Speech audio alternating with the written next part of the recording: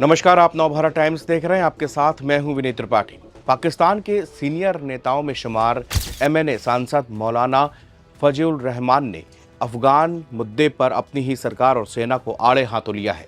पाकिस्तान की इस्लामी रुख वाली दक्षिणपंथी पार्टी JUIF के चीफ फजलुर रहमान ने कहा कि अफगानिस्तान के साथ हमें अच्छे संबंधों की जरूरत है, लेकिन असीम मुनीर बहुत ज्यादा आक्रामकता दिखा रहे हैं।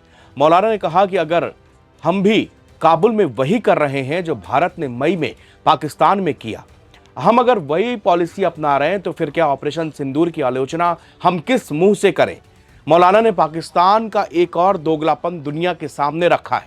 पाकिस्तान ने ईरान के भीतर स्ट्राइक को भी यह कहकर जायज ठहराया कि बलूचिस्तान में हिंसा के ठिकाने ईरान में है, लेकिन जब ईरान ने जवाबी कार्रवाई की तो पाकिस्तान ने अंतर्राष्ट्रीय मंचों पर शोर मचाया। मौलाना का कहना है कि ईरान एक स्थापित और ताकतवर देश है जिसे दुनिया उखाड़ नहीं सकती, लेकिन अफगानिस्तान को कमजोर समझकर अलग रवैया अपनाया जा रहा है। पाकिस्तान और अफगानिस्तान के बीच कुछ समय से तनातनी चरम पर है। पाकिस्तान ने TTP को निशाना बनाने की बात कहते हुए अफगानिस्तान में कई हवाई हमले और स्ट्राइक की हैं। वहीं अफगानिस्तान के तालिबान शासन ने सीमा पर पाकिस्तानी फौज और उसकी चौकियों को निशाना बनाया है। इसी मुद्दे पर कराची के लियारी में एक कार्यक्रम में बोलते हुए मौलाना डीजल कहे जाने वाले फजलुर रहमान ने असीम मुनीर और शहबाज शरीफ को घेरा है और उनसे सवाल पूछे हैं। मौलाना फजलुर रहमान ने लियारी में कहा है कि अफगानिस्तान में लगातार भारत के लिए नरम रुख वाली सरकारें रही हैं। हम 78 सालों के इतिहास को देखते हैं कि ताहिर शाह से लेकर अशरफ गनी तक काबुल में प्रो इंडिया सरकार रही। हम सिर्फ अफगान तालिबान को कह सकते हैं कि ये पाकिस्तान के पक्ष के हैं।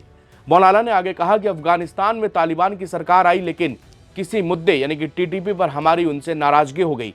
अब नाराजगी हो गई तो पाकिस्तान ने काबुल में बमबारी कर दी।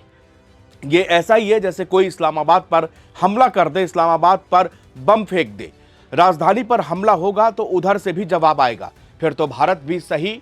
फजलुर रहमान ने कहा कि पाकिस्तान कह रहा है कि हम अफगानिस्तान में अपने दुश्मनों को मार रहे हैं, यह कहकर तो आप भारत को भी सही ठहरा रहे हैं। भारतीय सेना ने भी तो मई महीने में ऑपरेशन सिंदूर के दौरान मुर्दिके और बहावलपुर में मिसाइल चलाकर यही कहा कि हमने अपने दुश्मन को मारा है, आतंकवादी संगठनों पर निशाना साधा है। मौलाना ने असीम मुनीर को घेरते हुए पूछा कि अगर आप अफगानिस्तान के लिए वही बातें करते हैं जो भारत ने पाकिस्तान की जमीन पर हमले के लिए की है, तो आप खुद में घिरते जा रहे हैं। इस तरह के बयान देकर तो आप भारत के खिलाफ किए गए आर्मी एक्शन को एक तरह से जायज करार दे रहे हैं। दरअसल कराची के लियारी में 22 दिसंबर को मजलिस इत्तेहाद-ए-उम्मत पाकिस्तान के तत्वावधान में सभी विचारधाराओं और धार्मिक संगठनों की एक सभा बुलाई गई। यहां पर मौलाना फजलुर रहमान ने राउंड टेबल से कहा कि अगर आप कहते हैं कि हमने अफगानिस्तान में अपने दुश्मन पर हमला किया, अगर आप अपने इसे स्टैंड को जायज बताते हैं, तो हिंदुस्तान आपसे कहेगा कि हमने बहावलपुर और मुर्दिके में हमला किया और कश्मीर पर हमला करने वालों का बदला लिया। तो फिर आप हिंदुस्तान की किस कार्रवाई पर ऐतराज क्यों कर रहे हैं। मौलाना फजलुर रहमान ने कहा कि हमें 78 सालों की अफगान पॉलिसी पर बात करनी चाहिए। पाकिस्तान में कभी भी अफगानिस्तान में दोस्ताना सरकार नहीं रही, क्या ये हमारी अपनी पॉलिसी की नाकामी नहीं हो सकती। उन्होंने कहा कि अगर हम कोई बहाना बनाते हैं तो हम जरूर दूसरे पक्ष पर इल्जाम लगाएंगे, लेकिन हमें खुद को भी देखना चाहिए और पूछना चाहिए कि क्या हमारी अफगान पॉलिसी फेल हो गई, और ये पूरी तरह से बहस का मुद्दा होना चाहिए। पिछले 4 सालों से पाकिस्तान और अफगानिस्तान के बीच में एक तनाव भरी स्थिति है। पिछले दिनों दोनों देशों के बीच में 2 बार आर पार की जंग भी हो चुकी।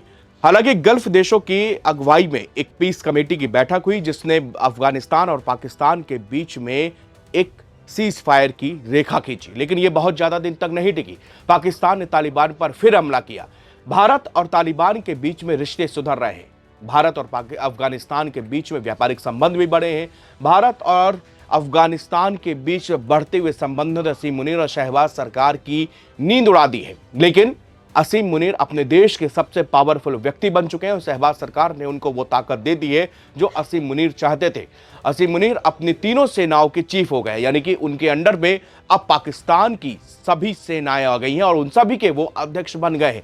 पाकिस्तान में इसी के साथ ही 27वां संशोधन अपने कॉन्स्टिट्यूशन में करके वो सारी पावर जो है वो असीम मुनीर के हाथों में सौंप दी, जिसकी चिंता यूएन तक ने जताई। यूएन तक ने बताया कि पाकिस्तान के अवाम के साथ में असीम मुनीर और शहबाज ने मिलकर कितना बड़ा धोखा दिया है। उन्होंने कहा यह खतरे की बात है कि किसी एक देश की न्यायिक और वहां की लोकतांत्रिक प्रक्रिया को निशाना बनाया जा रहा हो और सारी ताकतें सेना के हाथ में दी जा रही हों। और पाकिस्तान में पिछले दिनों ऐसा ही हुआ और पाकिस्तान की हुकूमत को कानों कान तक खबर नहीं लगी और वहां पर कॉन्स्टिट्यूशन का संशोधन कर दिया गया और उस पाकिस्तान की न्यूक्लियर पावर को वहां पर असीम मुनीर के हाथों पर सौंप दिया गया।